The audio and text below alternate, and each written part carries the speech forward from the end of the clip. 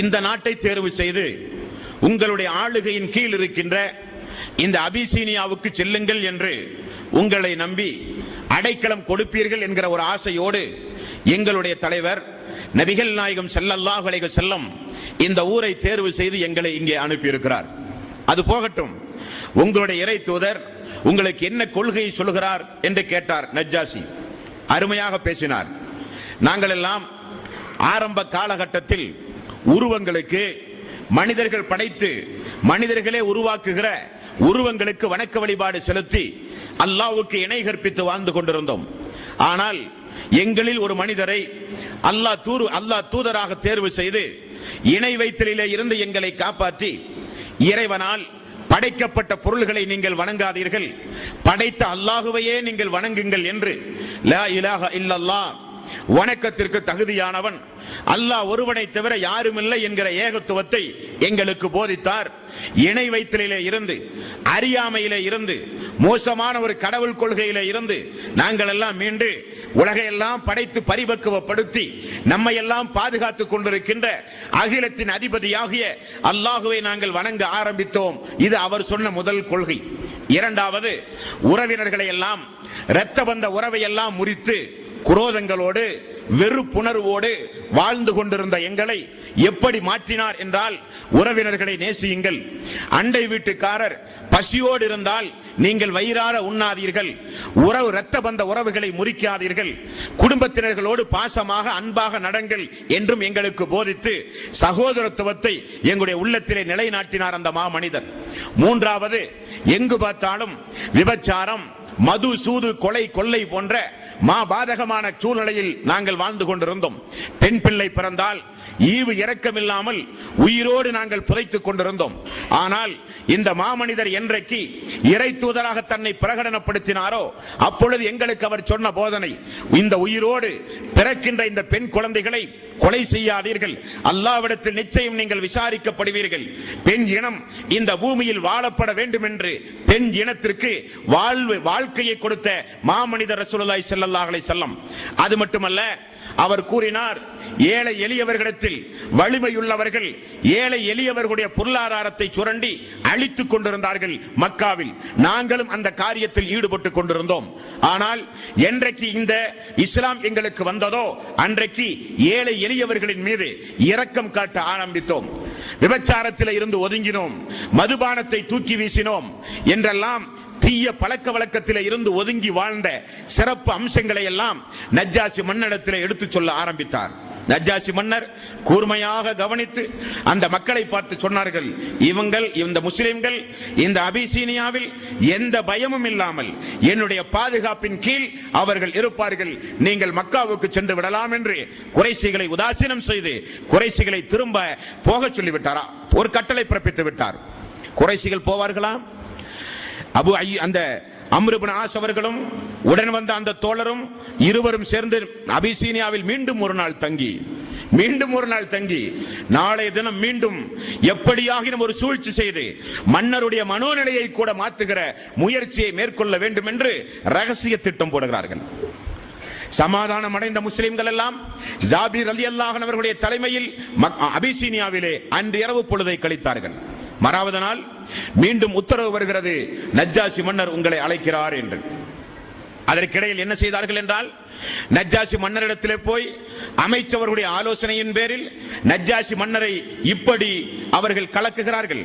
என்ன சொல்கிறார்கள் என்றால், மன்னரே, நீங்கள் யாரை வணங்குகிறீர்கள்? உங்களுடைய ரப்பி யார்? உங்களுடைய கடவுள் கொள்கை என்ன? ஈசா அலைஹிஸ்ஸலாத்து வஸ்ஸலாம், ஈசா நபியை எந்த அளவுக்கு பிரதானமானவராக நீங்கள் கருதுகிறீர்கள்? அவரை குறித்து அவர்களிடத்திலே நீங்கள் கேளுங்கள். அவர்கள் தப்பும் தவறுமான செய்தியை சொல்லுவார்கள். விஷமத்தனமான ஒரு பிரச்சாரத்தில் ஈடுபடுகிறார்கள். காரணம், நஜ்ஜாசி மன்னர் ஒரு கிறிஸ்தவர் என்பதை அறிந்து இவருடைய நோக்கம் இரண்டு.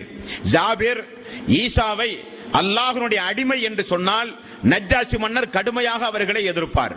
அல்லது ஈசாவை அந்த மக்கள் தன்னை இந்த அபிசீனியாவில் காப்பாற்றுவதற்காக பொய் சொல்ல வேண்டும் என்பதற்காக ஈசாவை கடவுள் என ஜாபிர் சொன்னால் அவர்கள் எல்லாம் இஸ்லாத்தை விட்டு சாதாரணமாக வெளியேறி விடுவார்கள். ஒன்று, மன்னருக்கு எதிராக அவர்களை திருப்ப வேண்டும், அல்லது அவர்களுடைய கொள்கையிலிருந்து அவர்களை மாற்ற வேண்டும். இரண்டு முடிவின் அடிப்படையில் மறுதினம் அவர்கள் அமைச்சரவையை கூட்டுகிறார்கள். இந்த செய்தி ஜாபிர் ரலியல்லாஹு அன்ஹு அவர்களுக்கு தெரிந்தது. தெரிந்தால் நபிகள் நாயகம் ஸல்லல்லாஹு அலைஹி வஸல்லம் அவர்கள் உருவாக்கிய சமுதாயம் அல்லவா அந்த சமுதாயம், இந்த விஷமத்தனமான பிரச்சாரம் அவர்களுடைய செவிகளிலே விழுந்தது. விழுந்தால் நபிகள் நாயகம் ஸல்லல்லாஹு அலைஹி வஸல்லம் அவர்களுக்கு அல்லாஹ் இறக்கிய அந்த திருக்குர்ஆனுடைய வசனத்தில் அல்லாஹ் ரப்பல் ஆலமீன் ஒரு இடத்திலே அல்லாஹ் ரப்பல் ஆலமீன் இப்படி சொல்கிறான், நபியே, நீங்கள் இந்த மார்க்கத்தை பகிரங்கமாக மக்கள் மத்தியிலே நீங்கள் சொல்லிவிடுங்கள் என்கிற ஆயத் 15வது அத்தியாயத்தின் 94வது வசனம். ஃபஸ்தஇ பிமா துஅமர் வஅரிது அனில் முஷ்ரிகீன். நிச்சயமாக பகிரங்கமாக இந்த சத்தியத்தை சொல்லிவிடுங்கள், முஷ்ரிக்குகளை நீங்கள் நிராகரித்து விடுங்கள் என்கிற ஆயத்தின் அடிப்படையில் வளர்க்கப்பட்ட மக்கள் அந்த மக்கள். ஜாபிரிடத்தில் சொல்லுகிறார்கள், சத்தியத்தை ஏதாகினும் தெளிவாக நீங்கள் சொல்லிவிடுங்கள், அல்லாஹ் நாடியது நடக்கட்டும். இரண்டாவது நாள் சபை கூடுகிறது. நஜ்ஜாசி மன்னர் கேட்கிறார், எங்களுடைய ஈசாவை குறித்து உங்களுக்கு அனுப்பப்பட்ட அந்த இறை தூதர் முஹம்மது என்ன சொல்கிறார் என்று. ஜாபிர் ரலியல்லாஹு அன்ஹு மிக அழகுபட அருமையாக சொன்னார்கள், மன்னரே, ஈசா அலைஹிஸ்ஸலாத்து வஸ்ஸலாம் அல்லாஹ்வினுடைய அடிமையும் அல்லாஹ்வினுடைய தூதரும் ஆவார். சங்கை மிக்க உன்னதமான மரியம் என்று சொல்லப்படுகின்ற அம்மாவுக்கு அல்லாஹ்வின் மூலம் ஆகுக என்கிற வார்த்தையின் மூலம் பிறந்தவர் ஈசா அலைஹிஸ்ஸலாத்து வஸ்ஸலாம். அவர் உன்னதமானவர், அல்லாஹ்வினுடைய தூதரே அன்றி வேறு இல்லை என்று தெளிவாக சொன்னார்கள் ஜாபிர் ரலியல்லாஹு அன்ஹு. கீழே கிடக்கின்ற ஒரு சிறிய ஒரு குச்சியை நஜ்ஜாசி மன்னர் கையிலே எடுத்து அவையை பார்த்து சொன்னார்கள், ஜாபிர் சொன்னதை போலத்தான் ஈசாவும் கூறினார். இந்த குச்சியை போல முன்னும் கிடையாது பின்னும் கிடையாது. அந்த அளவுக்கு நேர்த்தியாக ஈசா எதை மக்களுக்கு போதித்தாரோ அதைத்தான் இந்த இறை தூதரும் போதித்தார் என்று சொல்லப்பட்டது.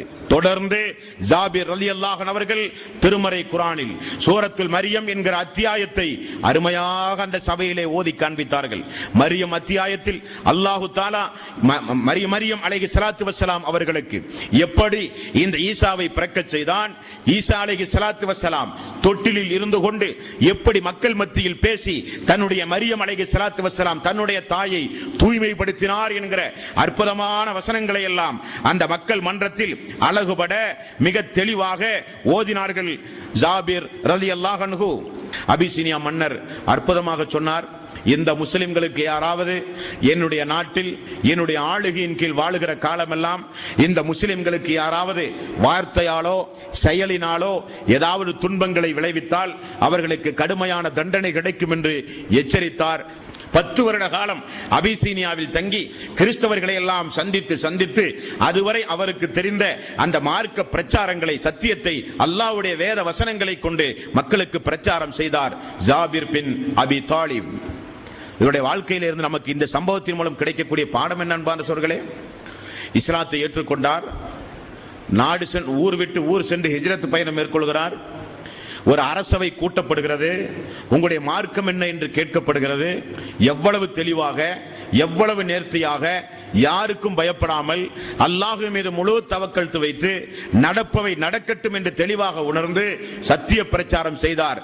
ஒரு மன்னரை மாற்றிய மாவீரர் ஜாபிர் பின் அபி தாலிப். ஒரு அரசவையே மாற்றினார்கள் தன்னுடைய சொல்லாற்றினால், தன்னுடைய பேச்சாற்றலினால். ஒரு இஸ்லாமியன் இஸ்லாமிய மார்க்கத்தை பின்பற்றினால் அவனுக்கு 3 வகையான கடமைகள் உண்டு. ஒரு கடமையை தவறவிட்டாலும் அவர்கள் சொர்க்கம் செல்ல முடியாது. ஒன்று, இஸ்லாமிய மார்க்கத்தை ஏற்றுக்கொள்வது. இரண்டாவது, ஏற்றுக்கொண்ட அந்த மார்க்கத்தை பூரணமாக அறிவு ரீதியாக படித்து உணர்ந்து உயிரோட்டமாக செயல்படுத்துவது. மூன்றாவது, தான் ஏற்றுக்கொண்ட தான் புரிந்த அந்த மார்க்கத்தை தன்னை சுற்றி இருக்கிற மக்கள் மன்றத்தில் எடுத்துச் சொல்வது. இந்த மூன்றும் ஒரு மூமியினுடைய கடமை. மூன்றில் எதை தவறவிட்டாலும் சொர்க்கம் செல்ல முடியாது. மார்க்கத்தை ஏற்றுக்கொண்டு மார்க்கத்தை படித்து உணர்ந்து புரியாமல் வாழ்ந்தாலும் நமக்கு நரகம். மார்க்கத்தை ஏற்றுக்கொண்டு மார்க்கத்தை புரிந்து நாம் மட்டும் இபாதத்து செய்து சொர்க்கம் செல்லலாமா என்றால் முடியாது. அல்லாஹ் கேட்கிற கேள்விக்கு பதில் சொல்ல வேண்டும். காரணம், நம்மை சுற்றி இருக்கிற மக்கள் நமக்கு எதிராக அல்லாஹ்விடத்திலே வந்து சாட்சி சொல்லுவார்கள். அல்லாஹ்வே நண்பனாக பழகினான், அண்டை வீட்டுக்காரனாக இருந்தான், ஒரே மொஹல்லாவில் வசித்துக் கொண்டிருந்தோம், எங்களுக்கு இணை வைத்தலை குறித்து, பித்அத்துகள் குறித்து, மார்க்கம் குறித்து, நரகம் சொர்க்கம் குறித்து, மறுமை விசாரணை குறித்து எங்களுக்கு ஒன்றும் சொல்லவில்லையே என்று நமக்கு எதிராக நம்மால் நம்முடைய கண் முன்னால் வாழ்ந்து மரணித்து போகின்ற நம்முடைய சமூக மக்கள் நமக்கு எதிராக மறுமை நாளில் சாட்சி சொன்னால் அல்லாஹ்விடமிருந்து நாம் தப்பிக்க முடியாது. ஆக மார்க்கம் இந்த மூன்று அம்சங்களை தாங்கித்தான் நமக்கு கட்டளை பிறப்பித்திருக்கிறது. மார்க்கத்தை ஏற்றுக்கொள்ளுங்கள், மார்க்கத்தை விளங்குங்கள், விளங்கிய மார்க்கத்தை பிற மக்களுக்கு சொல்லுங்கள். மூன்றிலும் முன்னணியில் இருந்தவர்கள் உத்தம சஹாபாக்கள். மார்க்கத்தை ஏற்றுக்கொள்வதிலும் தயக்கமில்லாமல் ஏற்றுக்கொண்டார்கள். ஏற்றுக்கொண்டால் அதுவரை இறக்கப்பட்ட வசனங்களை எல்லாம் எவ்வளவு தெள்ள தெளிவாக எழுதி வைத்து மனனம் செய்து தேவை ஏற்படுகிற பொழுதெல்லாம் எந்த சபை என்று கூட பாராமல் அல்லாஹ்வுடைய வசனத்தை தெளிவாக எடுத்துரைப்பதுதான் நம்முடைய கடமை என்கிற அடிப்படையில் அந்த உத்தம சீலர்கள் ஒரு நாட்டினுடைய மன்னரையே மாற்றி அமைத்தார்கள் என்றால் அவர்களுடைய சாமர்த்தியம், அவர்களுடைய தைரியம், அல்லாஹ்வின் மீது முழுக்க முழுக்க பொறுப்பை ஒப்படைத்து அவர்கள் வளர்ந்த விதத்தை இந்த சம்பவத்தின் மூலம் நாம் ஒவ்வொருவரும் அறிந்து கொள்ள வேண்டும். அப்படிப்பட்ட மாமனிதர் தான் ஜாபிர் ரலியல்லாஹு அன்ஹு. இந்த ஜாபிர் ரலியல்லாஹு அன்ஹு அவர்களை குறித்து நபிகள் நாயகம் ஸல்லல்லாஹு அலைஹி வஸல்லம் காலத்தில் இருந்த ஒரு சில முக்கிய சம்பவங்களை உங்களுடைய கவனத்திலே நான் பதிவு செய்து கொள்ள கடமைப்பட்டிருக்கிறேன். இப்படி 10 ஆண்டு காலம் அபிசீனாவிலே வாழ்ந்து கொண்டிருந்தார். ரசூலுல்லாஹி ஸல்லல்லாஹு அலைஹி வஸல்லம் மதீனா சென்று 5 ஆண்டு காலம் பொறுத்து நஜ்ஜாசிக்கு தூதரை அனுப்பி, உங்களுடைய நாட்டில் எங்களுடைய மக்கள் இஸ்லாமிய மார்க்கத்தை ஏற்றுக்கொண்டு வாழ்ந்து வருகிறார்கள், அவர்களை எதிரிப்புக்கு மதீனாவுக்கு நீங்கள் திருப்பி அனுப்புங்கள். இதுவரை அந்த மக்களுடைய உரிமை, அந்த மக்களுடைய உணர்வுகளை எல்லாம் மதித்து நடந்த உங்களுக்கு அல்லாஹ்வுடைய சாந்தியும் சமாதானம் உண்டாகட்டும் என்று ரசூலுல்லாஹி ஸல்லல்லாஹு அலைஹி வஸல்லம் ஒரு பிரதிநிதியை நியமித்து அபிசீனியாவுக்கு அனுப்பி அந்த மக்களை எல்லாம் அங்கிருந்து மதீனாவுக்கு வரச் சொல்கிறார்கள். அதுவரை 10 ஆண்டு காலம் தன்னுடைய மார்க்கத்திற்காக வேண்டி ஹிஜ்ரத் செய்தார்கள் அந்த மக்கள். இப்படி மதீனாவை நோக்கி அவர்கள் பயணமாகிற ஒரு சந்தர்ப்பம் உண்டு. அந்த நேரத்தில் ரசூலுல்லாஹி ஸல்லல்லாஹு அலைஹி வஸல்லம் கைபர் போர் என்கிற ஒரு இடத்தில் ஒரு போர் செய்ய வேண்டிய ஒரு நிர்பந்தத்திற்கு ரசூலுல்லாஹி ஸல்லல்லாஹு அலைஹி வஸல்லம் அவர்கள் தள்ளப்பட்டார்கள். போர் செய்ய வேண்டிய அந்த நிர்பந்தத்திற்கு அல்லாஹ்வுடைய ரசூல் ஆளாக்கப்பட்டு அந்த போரில் மிகப்பெரிய ஒரு வெற்றி கிடைத்து போரில் இருந்து திரும்ப வரும் பொழுதுதான் அபிசீனியாவிலே இருக்கிற 10 ஆண்டு கால மக்காவிலே இருந்து தன்னை பிரிந்து போன தன்னுடைய தோழர்கள் எல்லாம் பயணமாகி அவர்களும் வருகிறார்கள். கைபர் போர் வெற்றி முடிந்து மக்களும் வந்து கொண்டிருக்கிறார்கள். இடையிலே ரசூலுல்லாஹி ஸல்லல்லாஹு அலைஹி வஸல்லம் அந்த ஜாபிர் பின் அபி தாலிப் அவருடைய தலைமையில் இருக்கிற மக்களை அல்லாஹ்வுடைய ரசூல் சந்திக்கிறார்கள். சந்திக்கின்ற அந்த சம்பவத்தை புகாரி, முஸ்லிம் போன்ற கிரந்தங்களில் நம்மால் பார்க்க முடிகிறது. அல்லாஹ்வுடைய ரசூல் அமர்ந்து கொண்டிருந்த அல்லாஹ்வுடைய ரசூல் ஓடி போய் எழுந்து ஜாபிர் பின் அபி தாலிபை கட்டி தழுவி முத்தமிட்டு நெற்றியில் முத்தமிட்டு ரசூலுல்லாஹி ஸல்லல்லாஹு அலைஹி வஸல்லம் மக்களை பார்த்து சொன்னார்கள், கைபரில் கிடைத்த இந்த வெற்றியை நினைத்து நான் சந்தோஷப்படுவதா அல்லது 10 ஆண்டு காலத்திற்கு முன்னதாக அல்லாஹ்வுடைய தீனை காப்பாற்ற குடும்பமாக ஜாபிர் அவருடைய தலைமையில் மக்கள் அபிசீனியாவுக்கு ஹிஜ்ரத் சென்று வந்தார்களே, இந்த வருகையை நினைத்து நான் சந்தோஷப்படுவதா என்று ரசூலுல்லாஹி ஸல்லல்லாஹு அலைஹி வஸல்லம் பாராட்டி சீராட்டி ஜாபிர் பின் அபி தாலிபை மக்கள் மத்தியிலே புகழ்ந்து பேசினார்கள் ரசூலுல்லாஹி ஸல்லல்லாஹு அலைஹி வஸல்லம். அப்படியே மதீனாவுக்கு வந்தார்கள். வந்தால் எல்லோரும் அவரவர்களுடைய இடத்திற்கு போனவுடன் ஜாபிர் ரலியல்லாஹு அன்ஹு அவர்கள் மதீனாவில் இருக்கிற மக்களை எல்லாம் போய் பார்த்து சுகம் எல்லாம் விசாரித்து, எங்கே முஸபை காணவில்லை, எங்கே அம்சாவை காணவில்லை, நம்முடைய அந்த தோழர்கள் எல்லாம் எங்கே என்று விசாரித்த பொழுது அங்க இருக்கிற மக்கள் சொன்னார்கள், அவர்கள் உஹது போரிலே கொல்லப்பட்டார்கள், பத்ர் போர்க்களத்தில் இந்த தோழர்கள் எல்லாம் கொல்லப்பட்டார்கள், உஹது போர்க்களத்தில் இவர்கள் எல்லாம் ஷஹீதாக்கப்பட்டார்கள் என்று சொன்னவுடன் தேம்பி ஜாபிர் ரலியல்லாஹு அன்ஹு அவர்கள் அழுதார்கள்.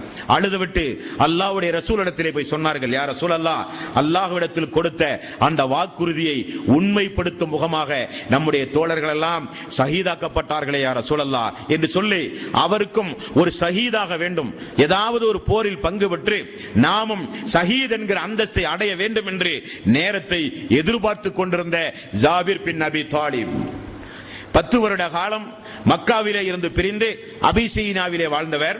அபிசீனியாவிலே இருந்து மதீனா வந்து மக்கள் எல்லாம் இஸ்லாமிய சாம்ராஜ்யத்தின் கீழ் எந்த பயமும் இல்லாமல் சந்தோஷமாக வாழ்கிற அந்த வாழ்க்கையை தேர்வு செய்யாமல் ஜாபிர் பின் அபி தாலிப், என்னுடைய அம்சா, என்னுடைய முஸப், என்னுடைய அனஸ் பின் நல்லர் போன்ற சஹாபாக்கள் எல்லாம் அல்லாஹ்விடத்தில் கொடுத்த வாக்குறுதி